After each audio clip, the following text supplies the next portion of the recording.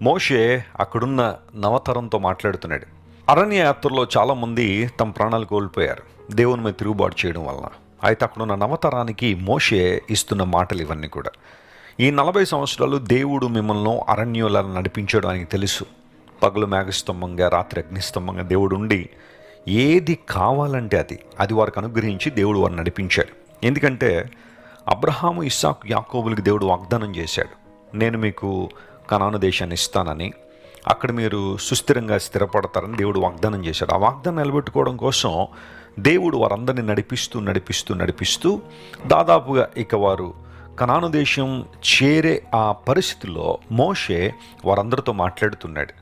మీరు ఒకసారి జ్ఞాపకం చేసుకోండి దేవుడు మిమ్మల్ని ఎలా నడిపించాడు. ఆయన మీ చేతి పనులన్నింటిలోనూ మిమ్మల్ని ఆశీర్వదించాడు. ఈ మాటలు చెబుతూ అన్నాడు, నీ దేవుడు యెహోవా నీకు తోడై ఉన్నాడు గనుక నీకేమీ తక్కువ కాదు అని ఒక అభయాన్ని, ఒక వాగ్దానాన్ని అక్కడ ఇచ్చాడు. గమనించిన ప్రియులారా, దేవుడు మనకు తోడై ఉన్న దేవుడు. ఇమాన్యుల్ అనే మాటకు దేవుడు మనకు తోడు అని.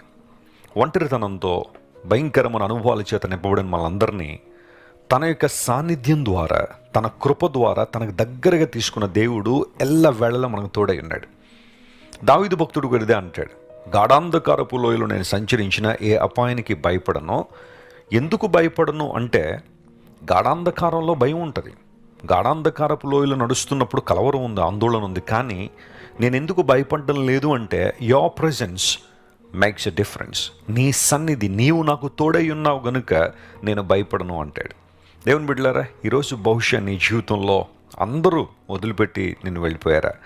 అందరూ విడిచిపెట్టి నిన్ను ఇబ్బందులు పాలు చేస్తున్నారా?